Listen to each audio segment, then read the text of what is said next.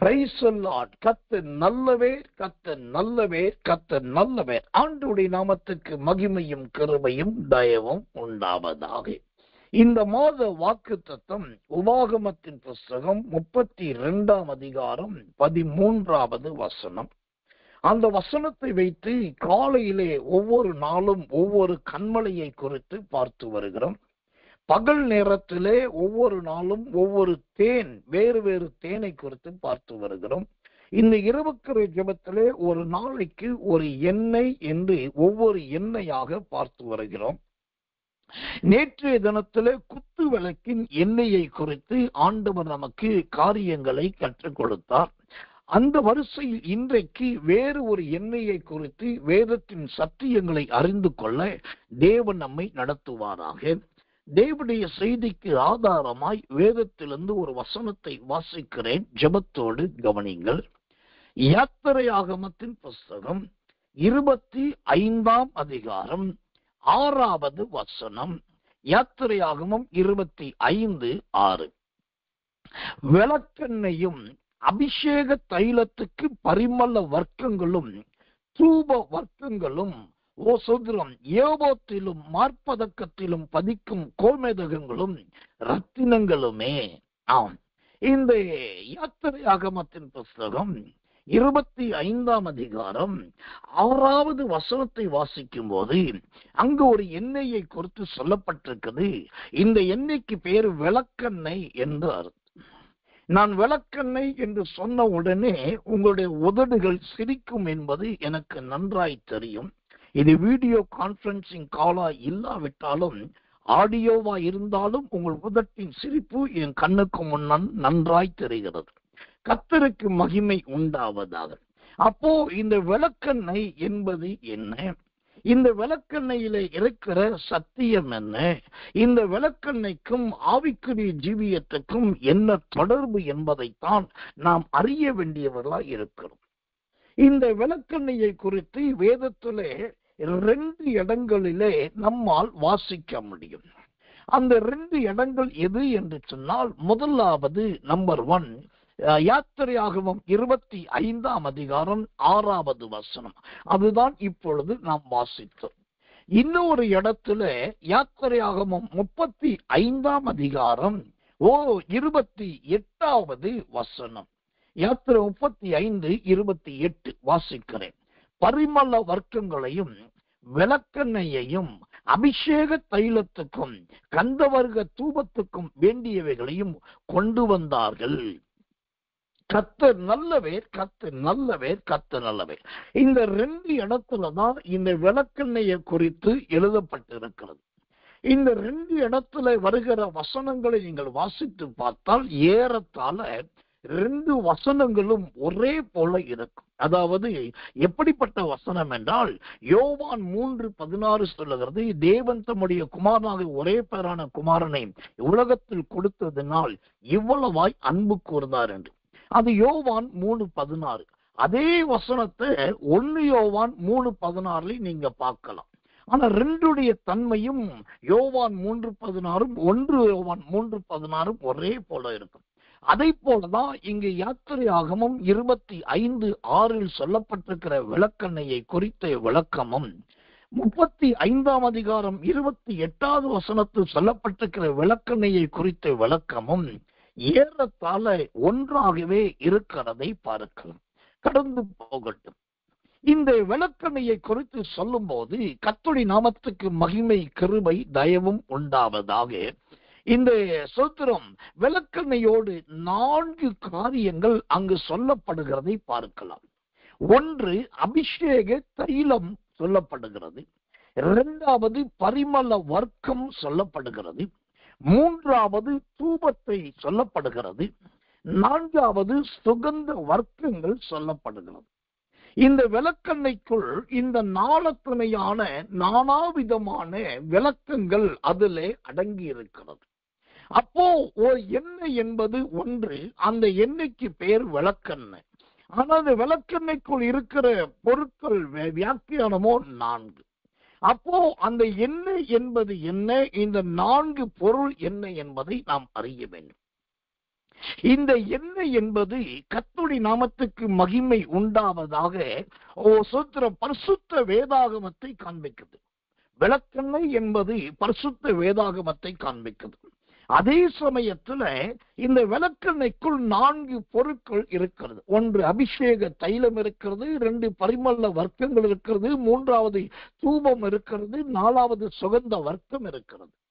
இப்போ கர்த்தருடைய நாமத்துக்கு இந்த 4 பொருள் எதை குறிக்கிறது என்றால் 4 விதமான காலங்களை காண்பிக்கிறதா இருக்கிறது. பொதுவாகவே காலம் என்பது 3 காலங்கள் என்பது தான் அறிவியலால் நியமிக்கப்பட்டது. கடந்த காலம், நிகழ்காலம், வருங்காலம். ஆனால் வேதத்தில் சொல்லப்படும் போது கர்த்தர் நல்லவர், இது 4 காலங்களாய் இருக்கிறது. அந்த 4 காலங்கள் எது என்று சொன்னால், 1 நம்முடைய கடந்த கால வாழ்க்கை, அதுதான் அபிஷேக தைலத்துக்கு ஒப்பான வாழ்க்கை காலம். 2வது பரிசுத்தம் நிகழ்காலம். இந்த நிகழ்காலம் என்பது பரிமள வர்க்கங்களுக்கு ஒப்பான காலம். 3வதாக தூபத்தை குறித்து பார்க்கிறோம். இந்த தூபம் என்பது வருங்காலத்தை குறிக்கிறதா இருக்கிறது. அப்ப 4வது ஒரு காலம் எது என்று சொன்னா, அதுதான் தேவனுடைய ராஜ்யத்துல போய் காலாகாலமா இருக்கிறது. அது பூமிக்குரிய காலம் கிடையாது, அது வானத்துக்குரிய காலம், தேவ ராஜ்யத்துக்குரிய காலம்.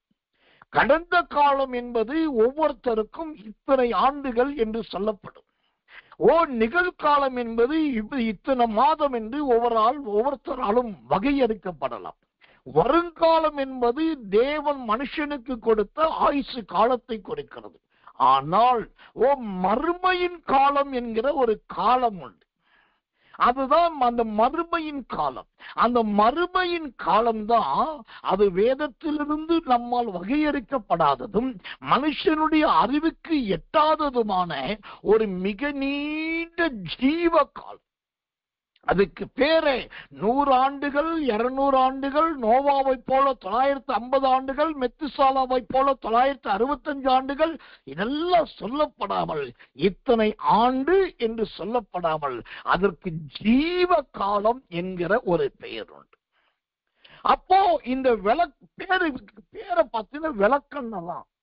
இது நிறைய பேருக்கு நகைச்சுவையின் எண்ணெய், நிறைய பேர் கிண்டல் பண்ணக்கூடிய எண்ணெய். அதுல பெண்கள் சகோதரிகள் வெளியிலே விளக்கெண்ணெயை குறித்து பேசுவதற்கு தயக்கப்படுகிற எண்ணெய். வாலிபர்கள் கூட்டத்தில் விளக்கெண்ணெயை குறித்து பேசுவதற்கு ஒரு ஊழியக்காரருக்கும் வாயினால் வராத எண்ணெய். யாரும் இதை குறித்து சொல்லுவதற்கு தயங்கக்கூடிய எண்ணெய். அந்த விளக்கெண்ணெய்க்குள்ளதான் இந்த அருமையான 4 காலங்களை ஆண்டவர் வைத்திருக்கிறார். தேவனுடைய நாமத்துக்கு மகிமையும் கிருபையும் தயவும் மாட்சிமையும் வல்லமையும் இன்றைக்கும் என்றைக்கும் ஆம் என்றும் ஆமேன் என்றும் இப்போதும் எப்போதும் உண்டாவதாக. அப்போ இந்த விளக்கெண்ணெய்க்குள் இருக்கிற அந்த 4 காரியத்தில் முதலாவது பார்க்கிறோம் அபிஷேக தைலம். எனக்கன்பான தேவ பிள்ளைகளே, கர்த்தர் நல்லவே, கர்த்தர் நல்லவே. தைலத்துல எத்தனையோ தைலங்கள் உண்டு. ஆனால் அதுல அபிஷேக தைலம் என்பது இங்கு கவனிக்கப்பட வேண்டிய ஒன்றாய் இருக்கிறது. இந்த அபிஷேக தைலம் கர்த்தரோட வாசனை தைலம் உண்டு, திரவிய தைலம் உண்டு, நலத தைலம் உண்டு, பரிமள தைலம் உண்டு, சுகந்த தைலம் உண்டு, தைலம் உண்டு, மரத்திலிருந்து எடுக்கப்பட்ட தைலம் உண்டு, கெட்டுப்போன தைலம் உண்டு, ஈவிழுந்த தைலம் உண்டு, தைலக்காரன் செய்த தைலம் உண்டு, பட்டையினால் உருவாக்கப்பட்ட தைலம் உண்டு. இப்படி பலவிதமான தைலங்களை குறித்து சொல்லுகிறது வேதம். எத்தனையோ தைலங்களை குறித்து வேதம் சொன்னாலும் அதிலே கர்த்தர் நல்லவே. இங்கு ஒரு தைலத்தை பார்க்கிறோம். இதற்கு பேர் அபிஷேக தைலம். இந்த அபிஷேக தைலம் தான் இந்த கடைசி காலத்திலே வாழுகிற நம்முடைய வாழ்க்கையிலே கடந்த காலத்தில் இருந்திருக்க வேண்டும்.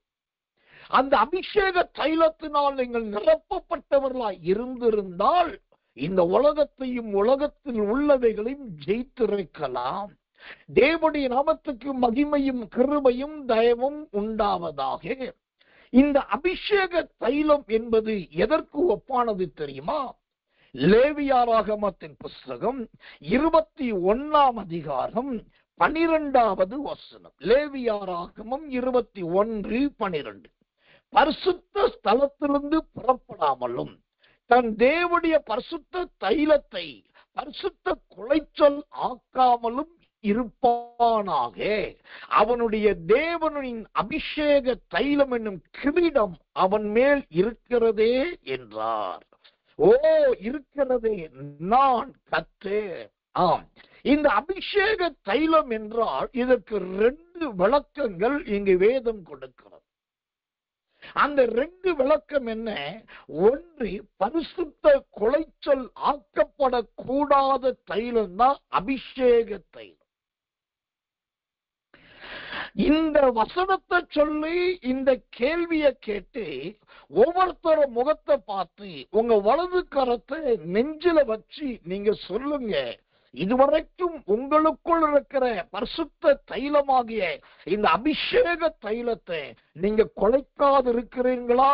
மனசாட்சி தொட்டு சொல்ல முடியுமா என்று கேட்டால் 195 பேர் 97 பேர் தங்கள் கைகளை உயர்த்த மாட்டார்கள், கீழே போட்டு விடுவார். ஏனென்றால் கடந்த காலத்தில் வாழ்ந்த வாழ்க்கை, கடந்த காலத்தில் ஜீவித்த ஜீவியம், கடந்த காலத்தில் செய்த செய்கை, கடந்த காலத்தில் நடப்பித்த செயல்பாடுகள் எல்லாம் பல நேரத்துல இந்த சொத்திரம் அபிஷேக தைலம் என்னும் நல்ல தைலத்தை குலைத்து போட்டதாகவே இருந்திருக்கிறது. தேவனுக்கு மகிமையும் கிருபையும் தயவும் உண்டாவதாக. அப்ப இந்த அபிஷேக தைலம் முதலாவது குலைத்து போடப்படக்கூடாது, கெடுத்து போடக்கூடாது, அல்லது அந்த அபிஷேக தைலத்தை சத்திரம் நாசமாக்கி விடாதே ஒரு பாதுகாப்பான ஜீவியம் நாம் ஜீவிக்க வேண்டும் என்பதை காண்பிக்கிறது. அதுதான் அபிஷேக தைலம். அது குலைச்சல் ஆக்கப்படக்கூடாத ஒன்று. இந்த அபிஷேக தைலம் என்பதற்கு 2வது ஒரு அர்த்தம் உண்டு. என்ன அர்த்தம்? அதே வசனம் லேவியராகமம் 21:12 சொல்லுகிறது, அவனுடைய தேவனின் அபிஷேக தைலம் என்னும் கிரீடம் அவன் மேல் இருக்கிறதே, நான் கர்த்தர். இந்த அபிஷேக தைலம் என்பது 2வது எதை குறிக்கிறது தெரியுமா?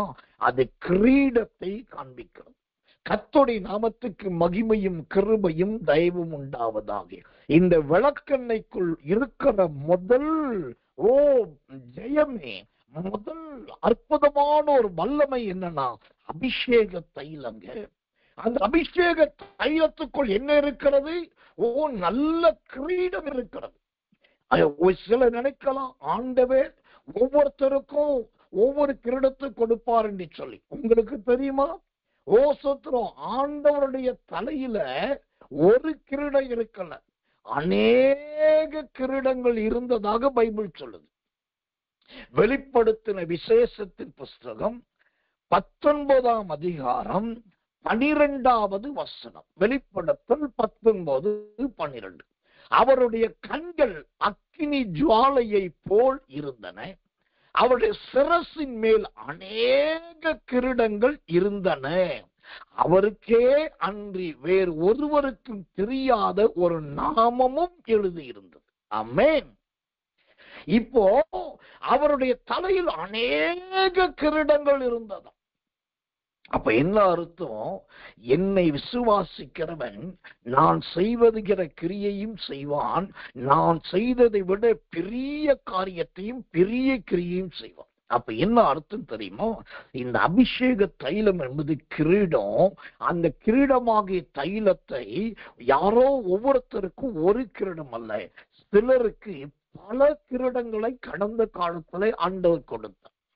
நல்ல ஒருத்தரை பார்த்த உடனே ஆவியில ஏவப்பட்டு மனதில பட்டதை தைரியமா சொல்லக்கூடிய ஒரு துணிச்சல், ஒரு வெளிப்பாடு உங்களுக்குள் இருந்தது. அது ஒரு கிரீடம். யாராவது போன் பண்ணி, அக்கா எனக்கு இப்படி பிரச்சனையா இருக்குக்கா, எனக்கு இப்படி ஒரு போராட்டம் இருக்கு, நீங்க ஜெபிப்பீங்க தெரியும், எனக்காக நீங்க ஜெபம் பண்ணுங்க சொன்ன உடனே அவங்களுக்காக அழுது ஜெபித்த ஒரு காலம் உங்கள்கிட்ட இருந்துச்சு. அது ஒரு கிரீடம். எந்த ஊழியக்காரன் தெரியாது, அவங்க என்ன ஊழியம் செய்யறாங்கன்னு தெரியாது. ஆனா அந்த ஊழியக்காரனோ ஊழியமோ சோத்திரம் ஒரு பாடுபட்ட தரித்திரியத்துல பார்த்த உடனே ஜாதி பார்க்காம, மொழி பார்க்காம, இடம் பார்க்காம, காலம் பார்க்காம, நல்ல ஊழியக்காரனா கெட்ட ஊழியமா ஒண்ணுமே தெரியாம ஐயோ பரிதாபம் சொல்லி உடனே எடுத்து அள்ளி கொடுத்த காலம் ஒன்று இருந்தது. இது ஒரு கிரீடம். தேவனுக்கு மகிமை உண்டாவதாக. பைபிள் சர்ச்சில் பாஸ்டர் ஒரு வசனத்தை சொன்ன உடனே யாரோ ஒரு சகோதரி, யாரோ ஒரு பெண் பிள்ளை முந்திக்கிட்டு படிக்கிறான். ஒரு வாலிப பையன் முந்திக்கிட்டு கடகடன் படிக்கிறான். உடனே பின்னாடி இருக்கவங்களுக்கு நெஞ்செல்லாம் குத்துது. அவங்க மட்டும் படிக்கிறாங்கல்ல, நானும் இப்படி வேகமா படிக்கிற நல்லா இருக்குமே, எனக்கும் அந்த கிருபையை தாரும் என்று ஒரு காலத்துல கேட்ட நாட்கள் இருந்தது. ஆனால் இது ஒரு கிரீடம். ஆனா அந்த பரிதாபம் என்ன ஆச்சு? அந்த கடந்த காலம் என்பது அபிஷேக தைலம். அந்த அபிஷேக தைலம் என்பது ஒரு கிரீடம். அது வெளிப்படுத்த விசேஷத்தில் சொல்லப்பட்ட 19:12 படி சிலருக்கு இப்படி பல கிரீடத்தை ஆண்டவர் வைத்திருந்தார், கொடுத்திருந்தார். ஆனால் இன்றைக்கு அந்த பல கிரீடம் அநேக கிரீடங்களில் எல்லாவற்றையும் இழந்துட்டு பேருக்கு ஒத்த கிரீடத்தை மழைக்காலத்துல கொடைப்பிடிக்கிற மாதிரி நானும் அபிஷேகம் பெற்றேன், எனக்குள் பரிசுத்தாவி இருக்குது, நானும் எனக்குள் அந்நியவாசம் இருக்குன்னு சொல்லி அந்த அபிஷேகம் ஒத்த கொடையை பிடிச்சு நிக்கிறீங்களே, உங்களுக்குள் அந்த கிரீடங்கள் எங்கே என்று கர்த்தர் கேட்கிறார். இந்த வகையிலே உங்க விளக்கெண்ணெய் அங்கு செயலற்றதா இருக்கிறது. உங்க விளக்கெண்ணெய் பிசுபிசுப்பு இல்லாததா இருக்கிறது. உங்க விளக்கெண்ணெய் விளக்கு எரிவதற்கு பிரயோஜனம் இல்லாததா இருக்கிறது. பேரு விளக்கெண்ணையா இருக்கீங்க.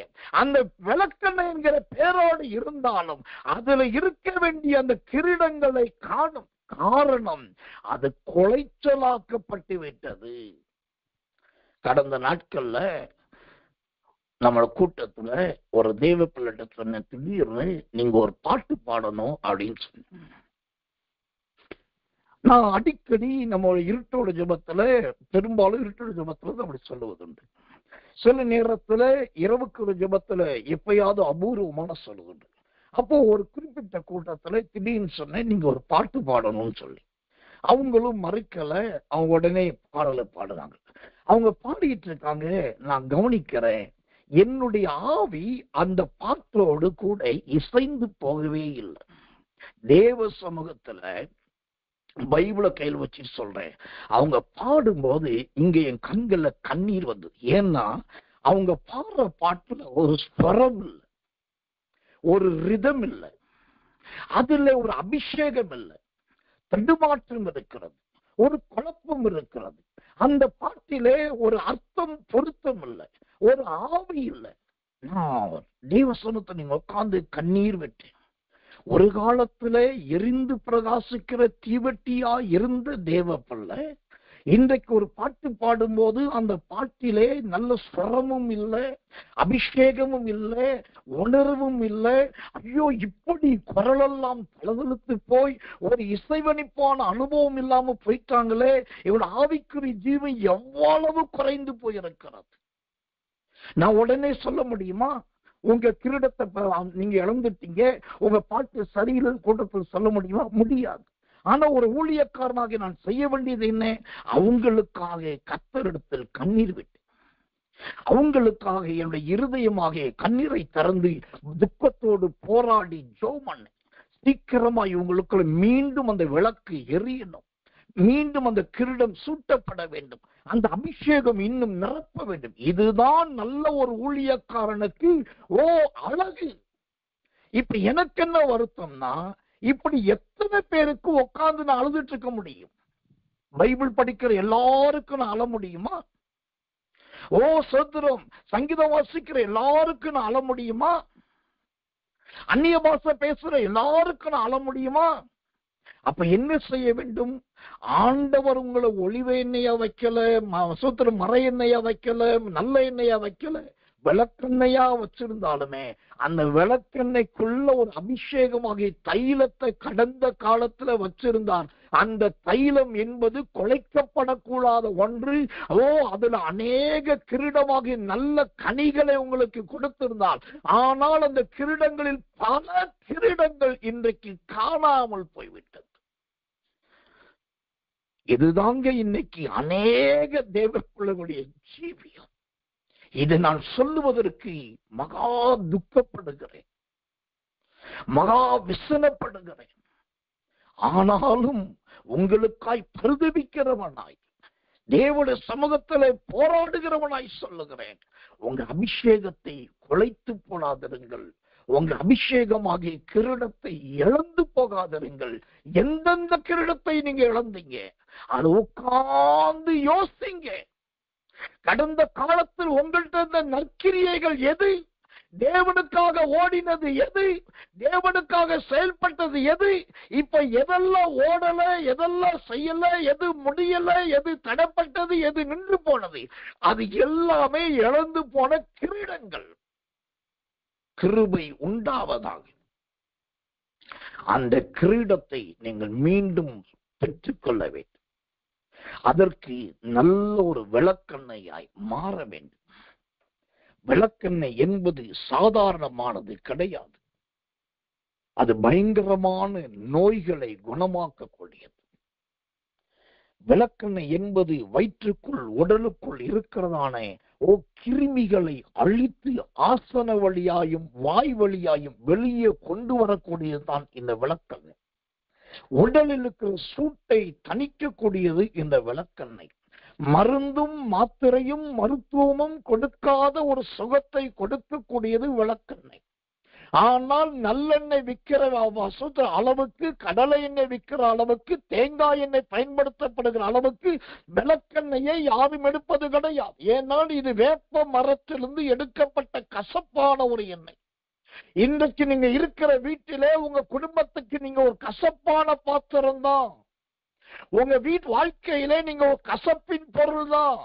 நீங்க சொல்ற கிழவனின் பேச்சு கிண்ணறத்துக்கு ஏறாததை போல நீங்கள் சொல்லுவதை இன்னைக்கு அநேகர் அங்கீகரிப்பது கிடையாது. அதற்கு காரணம் அன்றைக்கு இருந்த அந்த அபிஷேக தைலத்தினால் கொடுக்கப்பட்ட அநேக கிரீடங்களில் பல கிரீடம் இழக்கப்பட்ட அனுபவம். ஆண்டவர் தெளிவாய் சொல்லுகிறார், தாவீதும் பெரிய நல்ல கிரீடத்தை இழந்தவன் தான். அவன் முத இஸ்ரவேலுக்கு ராஜாவா வரும்போது ஜனங்கள் எல்லாரும் ஒருமித்து கூடி வந்து அவனை கூப்பிட்டு வந்து நல்ல கிரீடத்தை சூட்டினார்கள். ஒரு நாள் தனக்கும் தன் மகனுக்கும் யுத்தம் வந்தபோது அவன் ராஜ்யத்தை விட்டு ஓடினான், கிரீடத்தை இழந்தான். அவன் கிரீடத்தை இழந்தவனாய் இருந்தாலும் மீண்டும் ஒரு நாள் தேவன் அவனை யூதாவுக்கும் இஸ்ரவேலுக்கும் ராஜாவாய் மாற்றின போது ஜனங்கள் ஓடி வந்து அவனை தூக்கி கொண்டு வந்து சிங்காசனத்தில் உட்கார வைத்து எல்லாரும் ஒருமித்து ராஜா வாழ்க என்று சொல்லி மறுபடியும் கிரீடத்தை அவனுக்கு சூட்டினார்கள். ஊழியக்காரனாக நான் சொல்லுகிறேன், அந்த தாவீதுக்கு கிரீடம் மறுபடியும் சூட்டப்பட்டது உண்மை என்று சொன்னால், நீங்கள் இழந்த கிரீடங்களை இந்த ராத்திரியில இன்றைக்கே மறுபடியும் கொடுக்க வல்லவராயிருக்கிறார். அதுதான் தேவனுடைய வாஞ்சை, அதுதான் தேவனுடைய சித்தம். தேவனுடைய நாமத்துக்கு மகிமையும் கிருபையும் தயவும் உண்டாவதாக. இந்த விளக்கெண்ணெய் என்று சொன்னால் அது அபிஷேக தைலம். இரண்டாவதாக கர்த்தர் நல்லவே. இந்த விளக்கெண்ணெய்க்குள் இருக்கக்கூடியது இரண்டாவது பிரதான பொருள் என்ன? நல்ல அழகான பரிமள வர்க்கம் இருக்கிறது. நல்ல பரிமள வர்க்கம். கர்த்தருடைய நாமத்துக்கு மகிமையும் கிருபையும் தயவும் உண்டாவதாக. இப்போ இந்த விளக்கெண்ணெய்க்குள் இருக்கிற இரண்டாவது பொருள் நல்ல அருமையான பரிமள வர்க்கம். இந்த பரிமள வர்க்கம் என்பது எதை காண்பிக்கிறது? கர்த்தர் நல்லவே. கர்த்தருடைய நாமத்துக்கு மகிமையும் கிருபையும் தயவும் உண்டாவதாக. இந்த பரிமள வர்க்கம் என்பது வேதம் சொல்லுகிறபடி அது பலவிதமான வாசனை வீசக்கூடிய ஒன்றாய் இருக்கிறது. பலவிதமான சொத்திரம் கிரியைகளை காண்பிக்கக்கூடியதாய் இருக்கிறது. இப்போ இந்த பரிமளத்தை குறித்து ஒரு வார்த்தையை வாசிக்கிறேன். யோவான் சுவிசேஷத்தின் புஸ்தகம் 12ஆம் அதிகாரம் 3வது வசனம். யோவான் 12:3. அப்பொழுது மரியாள் விலையேறப்பட்ட களங்கமில்லாத நலதம் என்னும் தைலத்தில் ஒரு ராத்தல் கொண்டு வந்து அது இயேசுவின் பாதங்களில் பூசி தலை மயிரால் அவருடைய பாதங்களை துடைத்தார். அந்த வீடு முழுவதும் தைலத்தின் பரிமளத்தினால் நிறைந்தது. அந்த வீடு முழுவதும் தைலத்தின் பரிமளத்தினால் நிறைந்தது. கர்த்தர் நல்லவர். இப்போ இந்த விளக்கெண்ணைக்குள் இருக்கிற 2வது விசேஷத்துவம் என்னன்னா, நல்ல பரிமள வர்க்கம். இந்த பரிமள வர்க்கம் எதை குறிக்கிறது? வீடு முழுவதையும் நிரப்புகிற அற்புதமான ஒரு வாசனையை காண்பிக்கிறது. அப்போ இந்த பரிமளத்துக்கு வேதம் கொடுக்கிற ஒரு 2 அழகான சாட்சியை பாருங்கள். இந்த பரிமளத்தை குறித்து வேதம் கொடுக்கிற 2 சாட்சி. அதே வசனம் யோவான் 12:3 சொல்லுது. 1, அது விலையேற பெற்றது. 2வது, அது களங்கம் இல்லாதது. அல்லேலூயா. இந்த பரிமள வர்க்கம் என்பது நிகழ்காலத்தை காண்பிக்கிறது. இந்த நடைமுறை காலத்தை காண்பிக்கிறது. இந்த நாட்களில் கர்த்தருக்காக ஜீவிக்கிற ஜீவியத்தை காண்பிக்கிறது. இந்த காலத்தில் நீங்களும் நானும் எப்படி இருக்க வேண்டும்? நல்ல ஒரு பரிமளமாக பலவிதமான வாசனை வீசுகிறவர்களாக இருக்க வேண்டும். அந்த வாசனை வீசணும்னா முதலாவது நாம் விலையேற பெற்றவர்களாய் மாற வேண்டும். அல்லேலூயா. அந்த விலையேறப்பட்ட கிறிஸ்துவின் ரத்தத்தினால் நீங்கள் கழுவப்பட்டது உண்மை என்று சொன்னால், இன்றைக்கு விலை குறைந்தவர்களாய் மாறி போனது என்ன? இன்றைக்கு மதிக்கப்படாதவர்களாய் மாறி போனது என்ன? அவமானத்துக்கும் உமிழ்நீருக்கும் சொத்திரம் காரணமாய் மாறி போனது என்ன? உங்களுடைய விலை மதிப்பற்றதாய் போய்விட்டது. உங்களுடைய விலை சந்தை விலைக்கு ஏற்றதாய் இல்லாமல் போய்விட்டது. ஆனால் கர்த்தர் சொல்லுகிறார், இந்த நிகழ்காலத்திலே என் மகனே மகளே, நீங்கள் விலையேற பெற்றவர்களாய் உங்களை காத்து கொண்டால் நான் உங்களை பரிமள வர்க்கமாய் மாற்றி விடுவேன். சரி, அந்த பரிமள வர்க்கமாய் இருப்பதற்கு விலையேற பெற்றவர்களாய் காத்துக்கொள்ள வேண்டுமானால் அதற்கு நாம் செய்ய வேண்டிய காரியம் என்ன? அதே வசனம் யோவான் 21:3 சொல்லுகிறது. ஓ, களங்கமில்லாத நலதம் என்னும் தைலம். களங்கம் இல்லாததுன்னா என்ன அர்த்தம்? தெளிந்த மனம், தெளிந்த புத்தி, தெளிந்த இருதயம். எது யார் மீதும் எனக்கு எந்த மனஸ்தாபமும் இல்லை. ஓ, யாரையும் நான் ஓரைக்கண் ஒன்றைக்கண்ணினால் பார்க்க வேண்டிய அவசியம் இல்லை. என்னை குறித்து யார் களங்கப்படுத்தினாலும் எனக்கு கவலை இல்லை. அவர்கள் என்னை எவ்வளவேனும் களங்கப்படுத்தட்டும், எந்த காரியத்திலும் களங்கப்படுத்தட்டும். ஆனால் நான் ஒருவரையும் களங்கப்படுத்த மாட்டேன். அவர்களை அவமானப்படுத்த மாட்டேன். அவர்களை தூசிக்க மாட்டேன். அவர்களை குறித்து இழிவாய் பேச மாட்டேன் என்று சொல்லி ஒரு களங்கமில்லாத ஒரு பேச்சு, களங்கமில்லாத ஒரு சொல்லு, களங்கமில்லாத ஒரு பார்வை, களங்கமில்லாத ஒரு செவி, களங்கமில்லாத ஒரு ஜீவியம் ஜீவித்தா நாம் விலையேற பெற்றவர்களாய் மாறுவோம். அந்த விலையேற பெற்றவர்களாய் மாறினால் தேவனுடைய கரத்தினால் நாம் நல்ல பரிமள வர்க்கமாய் மாறிவிடும். இப்போ யோசிங்க, இந்த களங்கமில்லாத ஒரு இருதயம் நமக்குள் காணப்படுகிறதா? களங்கமில்லாத ஒரு மனம் யாருடைய சொத்து நம்முடைய ஜீவியத்தில் காணப்படுகிறதா? கர்த்தர் நல்லவே, கர்த்தர் நல்லவே. இந்த சோதரம் பரிமள வர்க்கத்துக்கு அங்க வேதம் கொடுக்கிற அழகான ஒரு விளக்கத்தை பாருங்க. அந்த வாசனையினால் வீடு நிறைந்தது. அப்படின்னா பரிமள வர்க்கம் என்று சொன்னால் நல்ல வாசனை வீசக்கூடியது. இந்த வாசனையை குறித்து உன்னத பாட்டின் புஸ்தகம் 4ஆம் அதிகாரம் 10வது வசனத்தை வாசிச்சா, உன்னத பாட்டு 4:10 கடைசி பகுதி சொல்லுகிறது, சகல கந்த வர்க்கங்களை பார்க்கலாம் உன் பரிமள தைலங்கள் எவ்வளவு வாசனையா இருக்கிறது. அல்லேலூயா.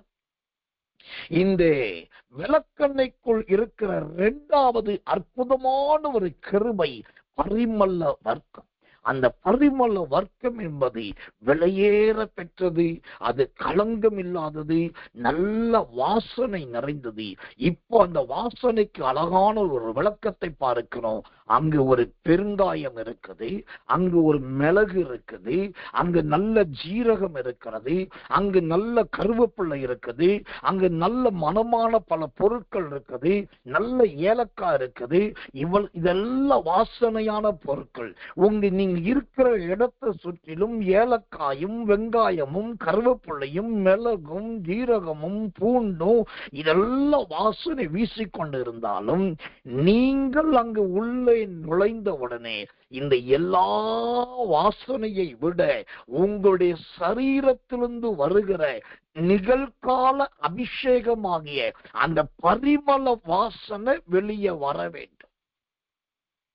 அதுதான் நல்ல ஒரு ஜீவியம், நல்ல ஒரு முன்மாதிரி. இந்த பரிமள வாசனை அது நிகழ்காலம். இந்த காலத்திலே நீங்கள் விலையேற பெற்றவர்களா இருக்கிறீர்களா? களங்கம் இல்லாதவர்களா இருக்கிறீர்களா? நல்ல வாசனை மிகுந்தவர்களா இருக்கிறீர்களா? அங்க இருக்கிற எல்லாவற்றை விட மிகுந்த வாசனை நிறைந்தவர்களா இருக்கிறீர்களா என்பதை கொஞ்சம் யோசித்து பாருங்கள். தேவனுடைய நாமத்துக்கு மகிமையும் கிருபையும் தயவும் உண்டாவதாக. இதுல இந்த பரிமள வர்க்கத்துக்கு துப்புரவு தேவை அப்படின்னு பைபிள் சொல்லுது. அந்த துப்புரவுல 2 விதமான துப்புரவு இருக்கு. ஒன்று துப்புரவு, இன்னொன்று பரிசுத்த துப்புரவு. இந்த துப்புரவு என்பது எல்லாத்தையும் இருக்கும். வீட்டை கூட்டுறது, வீட்டை பெருக்கிறது, பெட்டை ஒதுக்கிறது, சமானம் ஒதுக்கிறது, பொருட்களை ஒதுக்கிறது, நல்ல நீட்டா வைக்கிறது. இதுக்கு பேர் துப்புரவு. அது ஒரு வகையான பரிமளம். ஆனா அதுல பரிசுத்த துப்புரவு என்கிற ஒன்று உண்டு. அந்த பரிசுத்த துப்புரவு இருக்குதா, அதுக்கு பேர் தான் பரிமள அருமையான வர்க்கம். யாத்திரையாகமத்தின் புஸ்தகம் 30ஆம் அதிகாரம் 35வது வசனம். யாத்திரையாகமம் 30:35.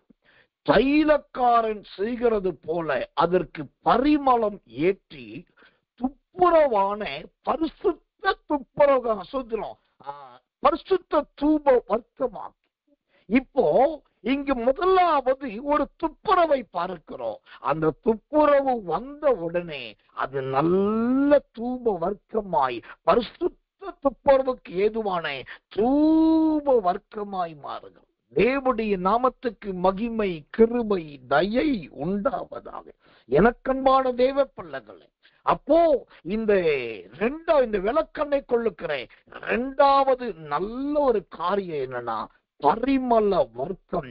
அந்த பரிமள வர்க்கம் என்பது ஒன்று விலையேற பெற்றதை குறிக்கிறது, 2வது களங்கம் இல்லாததை குறிக்கிறது, 3வது வாசனையை குறிக்கிறது, 4வது எல்லா பொருட்களை விட நல்ல வாசனையை குறிக்கிறது, 5வது அது துப்புரவாய் இருந்து மறுரூபம் ஆக்கப்பட்டதை காண்பிக்கிறது.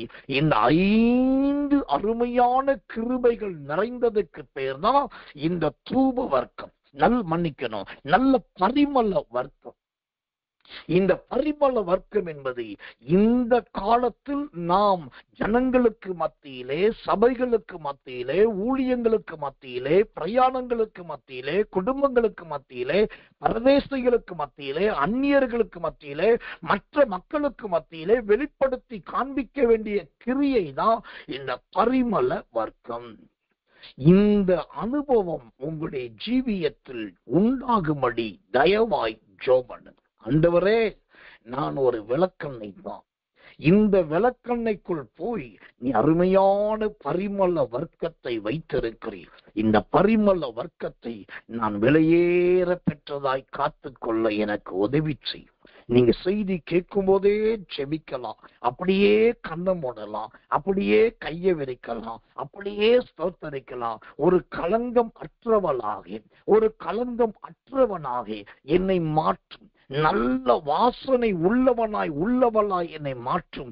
எல்லாவற்றை விட அதிக வாசனை வீசுகிற தேவ பாத்திரமாய் என்னை மாற்றும். நல்ல துப்புரவாக்கப்பட்ட பரிசுத்த துப்புரவாய் என்னை உருவாக்கும் என்று நீங்க ஜெபித்தாலே போதும்.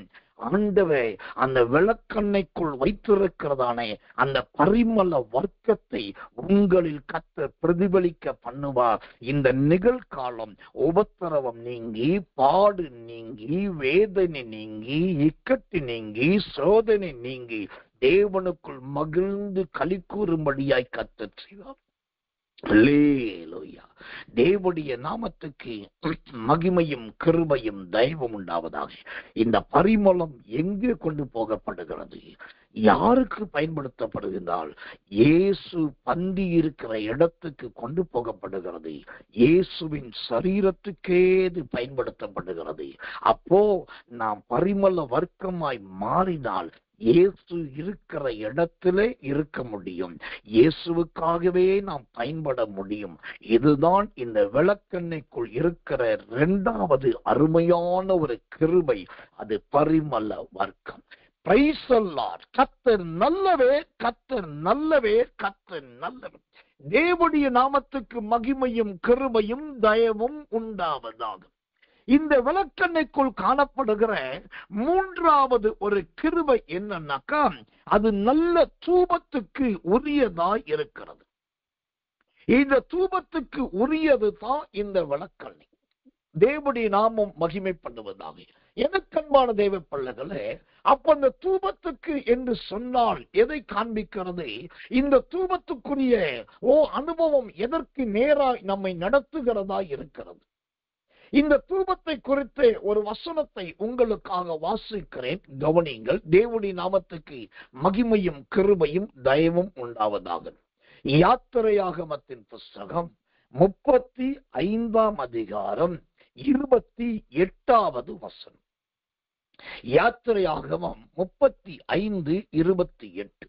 பரிமள வர்க்கங்களையும் விளக்கெண்ணெயையும் அபிஷேக தைலத்துக்கும் சுகந்த வர்க்க தூபத்துக்கும் வேண்டியவைகளையும் கொண்டு வந்தார்கள்.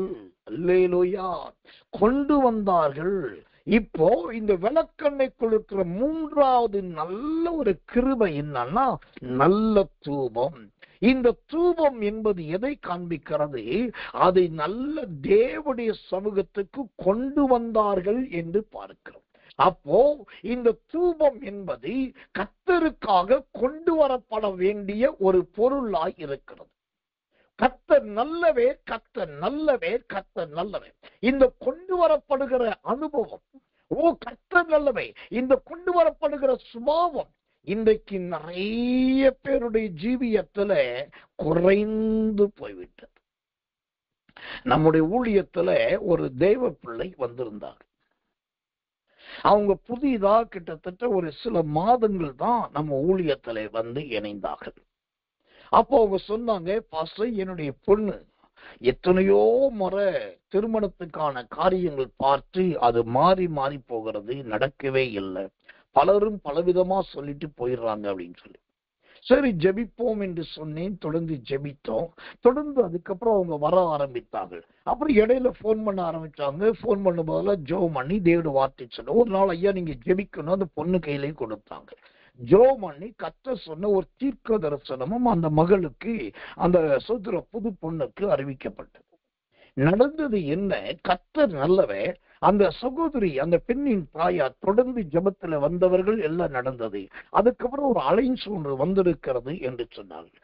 சரி என்று ஜெபித்து நீங்க பாருங்க, அதுக்கப்புறம் நான் தேவ சித்தத்தை சொல்றேன், நீங்க முதல் பார்த்துட்டு உங்களுக்கு ஓகேன்னு சொன்னீங்கன்னா என்கிட்ட சொல்லுங்க, அப்புறம் நான் சொல்றேன் அப்படின்னு. அதை போய் பார்த்தார்கள். ஆனா நான் அந்த காரியம் நடக்கல. திரும்ப வந்து சொன்னார். திரும்ப ஜெபித்தோம். ஜெபித்ததுதான் காரியம். அன்னைக்கு ஒரு ஆண்டோட தெளிவான ஒரு தீர்க்கதரிசன வார்த்தை வந்தது. அந்த வார்த்தை வந்த அடுத்த சில நாட்களுக்குள் பார்த்தீங்கன்னா ஆண்டவர் சொன்னதை போலவே அந்த பெண்ணுக்கு ஏற்ற ஒரு மணமகனை கர்த்தர் கொண்டு வந்தார்.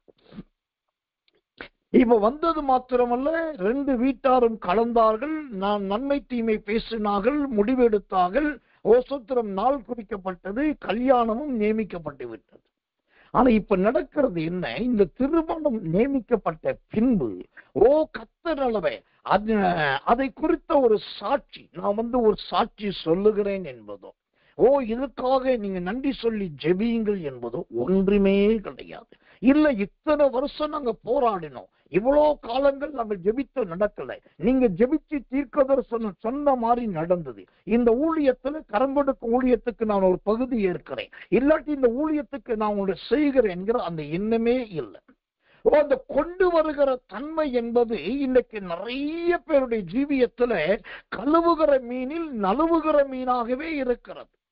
ஒன்றை நல்லா தெரிந்து கொள்ளணும், நாம் கழுவுற மீன்ல நழுவுற மீனா இருந்து ஞானத்தை பயன்படுத்தலாம், அறிவை பயன்படுத்தலாம், சமயோசிதத்தை பயன்படுத்தலாம், நல்ல டெக்னிக்கலை பயன்படுத்தலாம், காரணங்கள் சொல்லலாம், சாக்கு போக்குகள் சொல்லலாம், சமாளிக்கலாம், எப்படி டபாய்க்கலாம், அதுல இருந்து வெளியே வரலாம். நாம் என்ன செய்தாலும் சரி, கர்த்தர் நல்லவன்.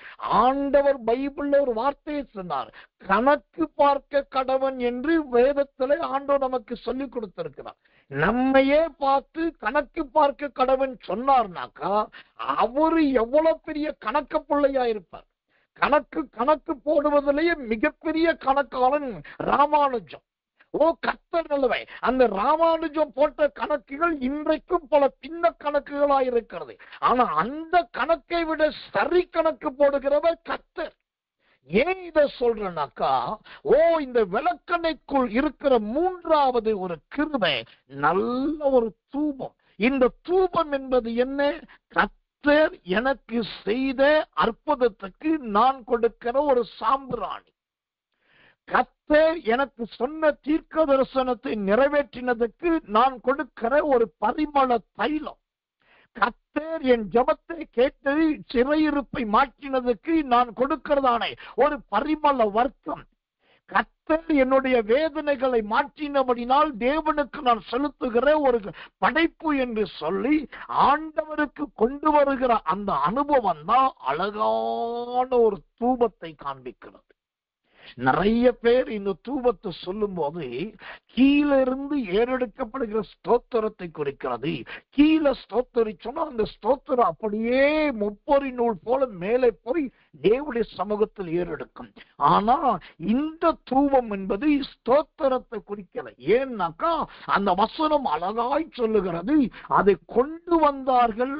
எதை கொண்டு வந்தார்கள்? நல்ல தூபத்தை கொண்டு வந்தார்கள். அந்த கொண்டு வருகிறது என்பதே அது தேவனுடைய சமூகத்திலே ஒளிவு மறைவு இல்லாமல் சொன்ன வார்த்தையை நிறைவேற்றுவதும் கர்த்தர் செய்த நன்மைக்கு ஏற்ற பங்கை கர்த்தருக்கு கொடுப்பதும் தான் அந்த கொண்டு வருகிற அனுபவம். இன்னொரு ரகசியத்தை நான் சொல்லட்டுமா?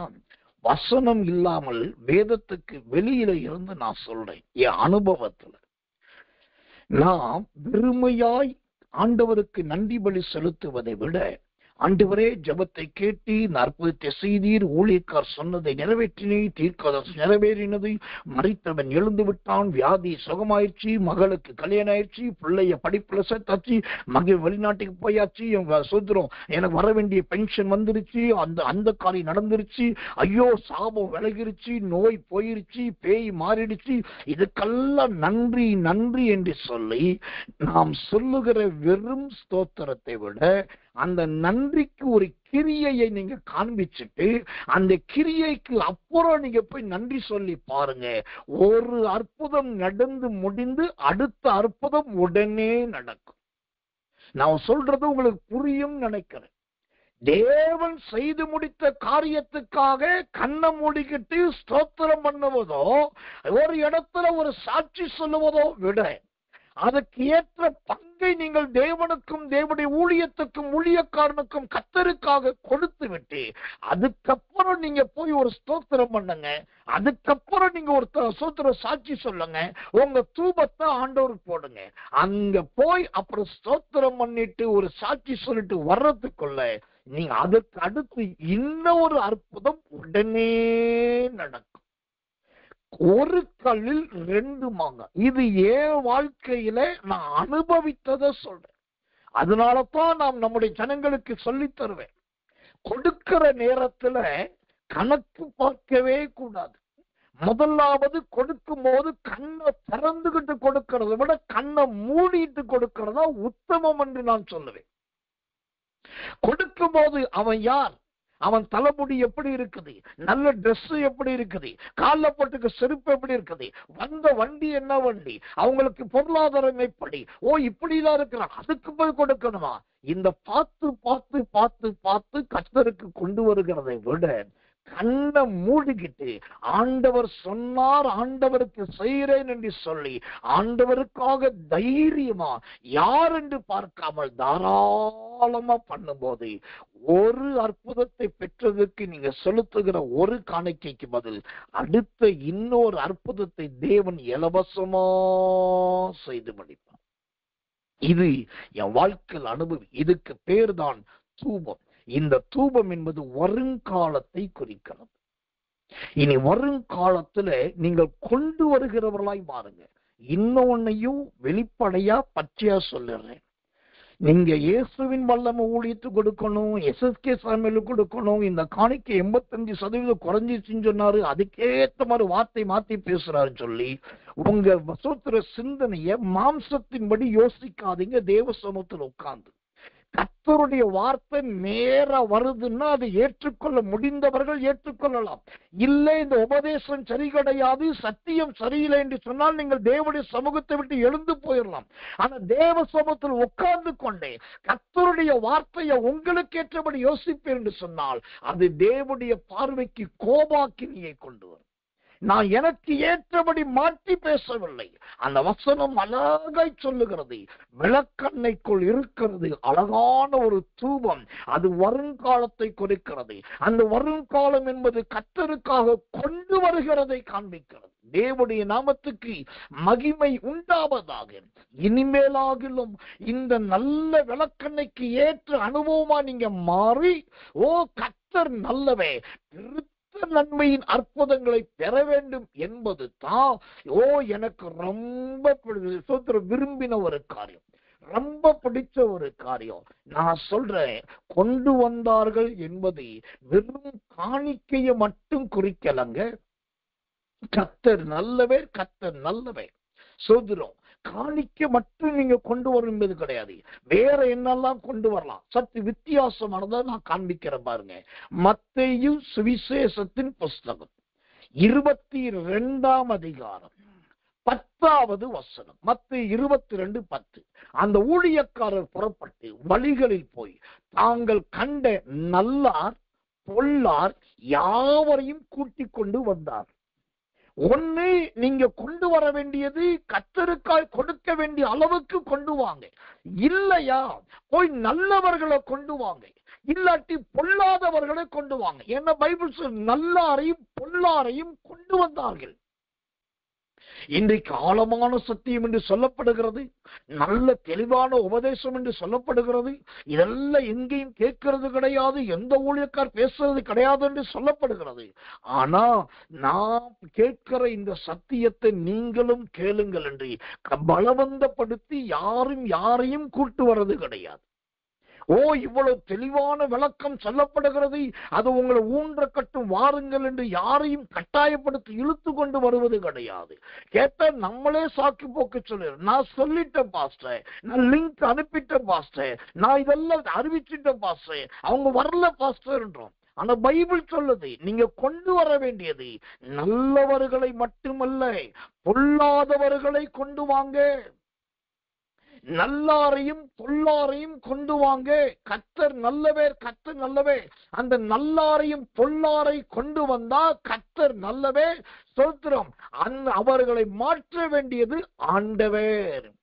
அப்ப தூபம் என்பது மூன்றாவது எதை குறிக்கிறது? வருங்காலம். அந்த வருங்காலத்திலே ஒன்று தேவன் செய்த நன்மைகள், அற்புதங்கள், அடையாளங்களுக்கு ஏற்ற பங்கை கர்த்தருடைய சந்நிதிக்கு கொண்டு போக, இல்லாவிட்டால் நல்லாரையும் பொல்லாரையும் அழைத்து வந்து சத்தியத்தை கேட்க வையுங்கள். இதுவுமே கர்த்தருக்காக கொண்டு வருவது. இந்த தூபத்தை தான் ஆண்டவர் விரும்புகிறவராய் இருக்கிறார். இதுதான் அந்த விளக்கெண்ணைக்குள் இருக்கிற மூன்றாவது கிருபை. கர்த்தர் நல்லவர், கர்த்தர் நல்லவர், கர்த்தர் நல்லவர். இந்த விளக்கெண்ணைக்குள் இருக்கிறது முதலாவது அபிஷேக தைலம் என்று பார்த்தோம். இரண்டாவது பரிமள வர்க்கம் என்று பார்த்தோம். மூன்றாவது நல்ல தூபம் என்று பார்த்தோம். நான்காவது இந்த விளக்கெண்ணைக்குள் என்ன இருக்கிறது? சுகந்த வர்க்கம் இருந்தது. கர்த்தர் நல்லவர், கர்த்தர் நல்லவர், கர்த்தர் நல்லவர். நல்ல சுகந்த வர்க்கம். எனக்கன்பானவர்களே, பரிமள வர்க்கம் சரி. இப்போ இதுல இப்போ சுகந்த வர்க்கம் வேறையா? இந்த சுகந்த வர்க்கம் என்றால் என்ன? ஓ, கர்த்தர் நல்லவர், கர்த்தர் நல்லவர். இந்த சுகந்த வர்க்கம் எதை காண்பிக்கிறதா இருக்கிறது? கொஞ்சம் நான் சத்தியத்தை வெளிப்படையா பேசுறேன். நீங்க வருத்தப்படவும் கூடாது, இது அல்லது பயப்படவும் கூடாது. இந்த சுகந்த வர்க்கம் என்றால் என்ன? அது உள்ளதை உள்ளபடி நான் சொல்லிடுறேன். யோவான் சுவிசேஷத்தின் புஸ்தகம் 19ஆம் அதிகாரம் 40வது வசனம். யோவான் 19:40. இவர்கள் இயேசுவின் சரீரத்தை எடுத்து யூதர்கள் அடக்கம் பண்ணும் முறைமையின்படியே அதை சுகந்த வர்க்கங்களுடனே சீலைகளில் சுற்றி கட்டினார்கள். அல்லேலூயா. இப்போ இயேசுவை பிடித்து காட்டிக் கொடுத்து நியாயம் விசாரித்து சிலுவையில் அறிந்து அவர் உயிர் எடுக்கப்பட்டு அவர் கொலை செய்யப்பட்டு மரித்து விட்டார். இப்போ அந்த மரித்த சடலமாகிய இயேசுவின் சரீரத்தை எடுத்து சீலையில கட்டுறதுக்கு முன்னாடி சுகந்த வர்க்கமிட்டு சீலையில சுற்றி கொண்டு போய் வைக்கிறார்கள். இப்ப சுகந்த வர்க்கம் என்பது எதை குறிக்கிறது தெரியுமா? நான் சொன்ன ஏற்கனவே விளக்கெண்ணெய் என்பது 4 காலங்களை குறிக்கிறது. விளக்கெண்ணெய் என்பது பரிசுத்த வேதாகமம். இந்த வேதாகமத்துல 4 காலங்கள் இருக்குது. ஒன்று கடந்த காலம், 2வது நிகழ்காலம், 3வது வருங்காலம், 4வது ஜீவ காலம். இப்ப 4வது காலத்தை குறித்து பார்க்கிறோம். அதுக்கு பேர் சுகந்த வர்க்கம். இந்த சுகந்த வர்க்கம் எதை குறிக்கிறது? மரித்தவர்களுக்கு போடப்படுகிற பாடம் பண்ணப்படுகிற தைலத்தை குறிக்கிறது, வாசனை திரவியத்தை குறிக்கிறது. அப்படியானால் இந்த சுகந்த வர்க்கம் எதை நமக்கு வெளிப்படுத்துகிறது? கிறிஸ்துவுக்காக மரிப்பதை காண்பிக்கிறது. கிறிஸ்துவுக்காக ஜீவனை விடுவதற்கு துணிவதை காண்பிக்கிறது. இன்றைக்கு நிறைய பேருக்கு கிறிஸ்துவுக்காக வாழ பிடிக்கும், கிறிஸ்தவர்களாய் இருக்க பிடிக்கும். ஆனா கிறிஸ்துவுக்காக சாக நிறைய பேருக்கு பிடிக்காது. தேவனுக்கு மகிமை உண்டாவதாக. அப்போ இந்த சுகந்த வர்க்கம் என்பது ஆண்டவருக்காக ஜீவனை ஒப்பு கொடுக்கப்படுவதை, ஜீவனையே அர்ப்பணிக்கிறதை காண்பிக்கிறது. இந்த கர்த்தர் நல்லவே, இந்த ஜீவனை ஒப்பு கொடுக்கிற, இந்த ஜீவனை அர்ப்பணிக்கிற அந்த அனுபவம் தான் நம்முடைய வாழ்க்கையில் வரணும். இந்த ஜீவனை ஒப்பு கொடுக்கிற சுகந்த வர்க்கம் இந்த இயேசுவின் சரீரத்துக்கு மட்டும் இல்லைங்க. இந்த சுகந்த வர்க்கமாக ஜீவனை கொடுக்கிற அனுபவம் எஸ்தர் காலத்திலேயே இருந்தது. எஸ்தருக்கே இந்த ஜீவனை கொடுக்கிற ஒரு பாக்கியம் இருந்தது. எஸ்தருக்கே இந்த சுகந்த வர்க்கம் இடப்பட்டது. வாசிக்கிறேன். எஸ்தர் புஸ்தகம் 2ஆம் அதிகாரம் 12வது வசனம். எஸ்தர் 2:12. ஒவ்வொரு பெண்ணும் 6 மாதம் வெள்ளை போல தைலத்தினாலும் 6 மாதம் சுகந்த வர்க்கங்களினாலும் ஸ்திரீகளுக்குரிய மற்ற சுத்திகரிப்புகளினாலும் ஜோடிக்கப்படுகிற நாட்கள் நிறைவேறி. இந்த சுகந்த வர்க்கம் எஸ்தருக்கே போடப்பட்டது. அதனாலதான் ஒரு முறை அவ சொல்றா, நான் கட்டளையை மீறி பிரவேசிப்பேன், அதை மீறி எனக்கு சாவு வந்தா வரட்டும், நான் செத்தாலும் சாகிறேன் என்று எஸ்தர் சொன்னாள் என்று சொன்னார். இயேசு கிறிஸ்துவானவர் மரிக்கிற அவருக்கு போடப்படுகிற அந்த சுகந்த வர்க்கம் அந்த பட்டத்து ராணியாய் உயர்த்தப்படும் போதே எஸ்தருக்கு அந்த சுகந்த வர்க்கம் கொடுக்கப்பட்டு விட்டது. என்றைக்கு சுகந்த வர்க்கத்தினால் அவள் அலங்கரிக்கப்பட்டாளோ அன்றைக்கே அவள் சொல்ல ஆரம்பித்து விட்டாள், நான் செத்தாலும் சாகிறேன். அல்லேலூயா. ஒரு ஸ்திரீக்கு இருக்கிற ஒரு தைரியம், அவ சிரமப்பட்டு பாடுபட்டு கஷ்டப்பட்டு தரித்திரப்பட்டு துன்பப்பட்டு தன்னுடைய தாய் தகப்பன் இல்லாமல் வேறு ஒருத்தன் வீட்டில் வளர்ந்து இப்பதான் அவன் மேல உயர்றான், இப்பதான் ராணி அபிஷேகம் கிடைக்குது, இப்பதான் பட்டத்து ஸ்ரீயா மாறுறா. ஆனாலும் பாருங்க, அவ உயர்த்தப்பட்ட உடனே ராஜபோக வாழ்க்கை வாழ விரும்பாமல் சுகந்த வர்க்கமிடும்படியாக நான் செத்தாலும் சாகிறேன் என்று சொல்லி அவள் தன் ஜீவனை கொடுக்க முன் வந்தாலே, இந்த ஒரு பிரதிஷ்டை இன்றைக்கு இருக்கிற ஆவிக்குரிய ஸ்திரீகளுக்குள் வரணும், ஊழியம் செய்கிறவர்களுக்குள் வரணும். நான் புருஷனுக்காக சாகிறேன், பிள்ளைகளுக்காக சாகிறேன், உலகம் மற்றவர்களுக்காக சாகிறேன், இந்த சொத்து கிடைக்காட்டி செத்து போயிருவேன், அப்படி இல்லைங்க. அந்த சாவெல்லாம் உங்களை நரகத்துக்கு கொண்டு போகும். ஆனா சுகந்த வர்க்கத்துக்கு ஒப்பான கிறிஸ்துவுக்காக சாக துணிவீர்கள் என்று சொன்னால் உங்களுக்கு ஒரு 4வது ஒரு காலம் இருக்கிறது. அந்த காலத்துக்கு பெயர் ஜீவ காலம். அல்லேலூயா. கர்த்தர் நல்லவர், கர்த்தர் நல்லவர், கர்த்தர் நல்லவர். அந்த ஜீவ காலத்துக்குள் ஆண்டவர் உங்களை நடத்த விரும்புகிறார். அந்த ஜீவ காலத்துக்குள் கர்த்தர் நல்லவர் உங்களை கொண்டு போக விரும்புகிறார். தேவனுடைய நாமத்துக்கு மகிமை கிருபை உண்டாவதாக. ஒரு வசனத்தை வாசித்து நான் முடிக்கிறேன். யோவான் சுவிசேஷத்தின் புஸ்தகம் 12ஆம் அதிகாரம் 25வது வசனம். யோவான் 12:25. தன் ஜீவனை சிநேகிக்கிறவன் அதை இழந்து போவான். இந்த உலகத்திலே தன் ஜீவனை வெறுக்கிறவனோ அல்லது வெறுக்கிறவனோ அவர்கள் அதை நித்திய ஜீவ காலமாய் காத்துக் கொள்ளுவார்கள். அல்லேலூயா. தன் ஜீவனை சிநேகிக்கிறவன் அதை இழந்து போவான். இந்த உலகத்தில் தன் ஜீவனை வெறுக்கிறவனோ அவன் அதை நித்திய ஜீவ காலமாய் காத்துக் கொள்ளுவான். இதுதாங்க சுகந்த வர்க்கம், இதுதாங்க ஜீவ காலம். எனக்கன்பான தேவ பிள்ளைகளே, எண்ணெயிலேயே என்ன விளக்கெண்ண அநேகரால் பயன்படுத்தப்படாதே, அநேகரால் உச்சரிக்கப்படாதே, அநேகரால் சொல்லப்படாதே, எல்லாராலும் மூடப்பட்டு எல்லாராலும் மறைக்கப்படுகிற ஒரு எண்ணெய் இந்த விளக்கெண்ணெய். இந்த மறைக்கப்பட்ட ஒதுக்கப்பட்ட தள்ளப்பட்ட இந்த விளக்கெண்ணெய் கொள்ளதான் இந்த மகிமையான 4 காலங்களையே கர்த்தர் வைத்திருக்கிறார். அல்லேலூயா. அப்போ இந்த 4 காலத்துல ஒரு காலத்தை நம்ம இழந்துட்டோம். அதுதான் கடந்த காலம், போயிடுச்சு. இன்னும் 2 காலம் பூமிக்குரிய காலம், ஒரு காலம் ராஜ்யத்துக்குரிய காலம். அந்த 2 காலம் எது? ஒன்று நிகழ்காலம். இதுவே நீங்கள் மனம் திரும்ப வேண்டிய நாள், இதுவே நீங்கள் ஒப்பு கொடுக்க வேண்டிய நாள், இதுவே நீங்கள் சீர்பட வேண்டிய காலம். இந்த நிகழ்காலத்திலே கர்த்தருக்காக எழும்புங்க, கர்த்தருக்காக பிரகாசிங்க, கர்த்தருக்காக சுடர் விடுங்க. வருங்காலத்திலே ஆண்டவருக்காக கொண்டு வாருங்கள். தசம பாகங்களை கொண்டு வாருங்கள், காணிக்கைகளை கொண்டு வாருங்கள், பொருளாதாரத்தை கொண்டு வாருங்கள், நல்லவர்களை கொண்டு வாருங்கள், பொல்லாதவர்களை கொண்டு வாருங்கள், சப்பானிகளை கொண்டு வாருங்கள், அநேகரை தேவனிடத்தில் கொண்டு வாருங்கள். அது வருங்காலம். இந்த இருக்கிறதான இந்த 2 காலம், நிகழ்காலத்தையும் வருங்காலத்தையும் நீங்கள் சரியாய் பயன்படுத்தினால் உங்களுக்கு ஒரு காலம், நித்திய நித்திய நித்திய காலம் இருக்குது. அதுதான் ஜீவ காலம்.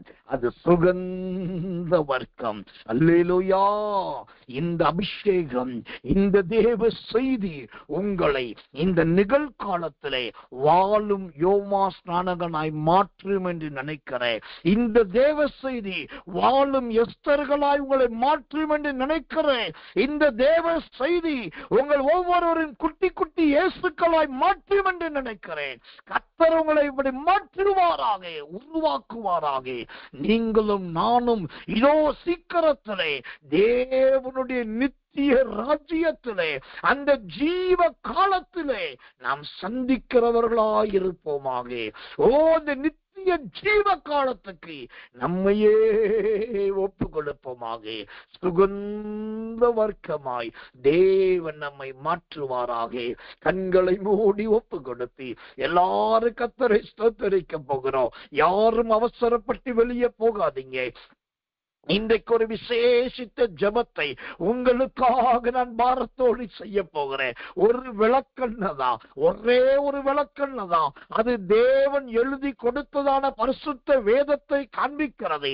அந்த பரிசுத்த ஒரு வேதமாகிய இந்த ஒரே வேதத்திலே 4 கிருபைகளை ஆண்டவர் வைத்திருக்கிறார். அந்த 4 கிருபைகள் அபிஷேக தைலம் என்னும் கிருபை, பரிமள வர்க்கம் என்னும் கிருபை, நல்ல தூபம் என்னும் கிருபை, நல்ல சுகந்த வர்க்கம் என்னும் கிருபை. அது 4 காலங்களை குறிக்கிறது.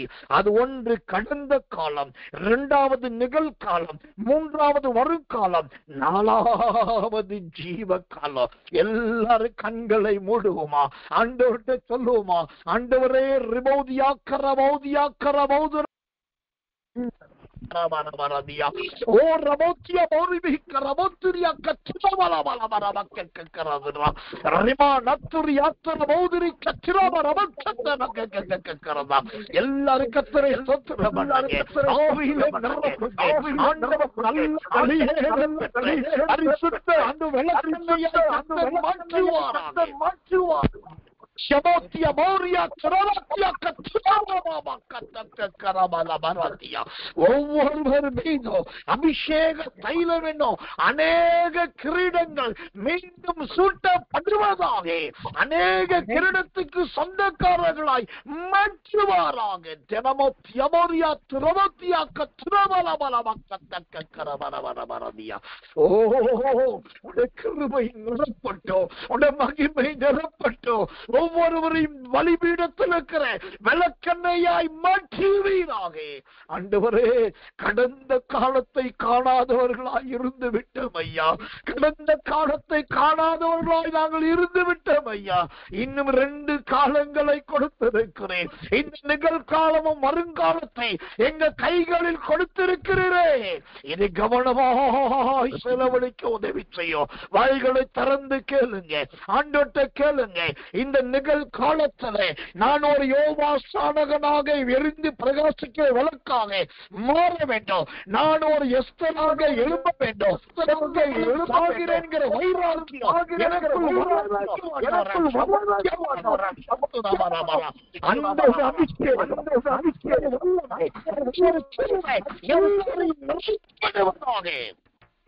மரியாதுர மௌதிரி கத்தரபோரியாதர மக்கக்கக்கரதர ஜந்தட வீதட மௌத்ரியாக்கத்தர மரியாக்கத்தர லீம நமத்திய மௌரியமா கதா தரக்கத்தக்கக்கரதியா. ஆண்டவரே, எல்லாவற்றை விட உலகத்துக்கு சேர்த்து ராஜ்யத்துக்காய் எழும்புகிறவர்களாய் ஆண்டவரே ஜீவ காலத்துக்குள் நடத்துவீராக. ஜீவ காலத்தின் வெளிப்பாட்டை கொடுப்பீராக. ஜீவ தரிசனத்தை கொடுத்தீராக. ஆண்டவரே, அந்த நித்தியமான ஜீவ காலத்தை இழந்து விடாதபடி நீர் ஒவ்வொருவருக்கும் இரக்கம் பாராட்டும். ஒவ்வொருவருக்கும் தயை செய்யும்.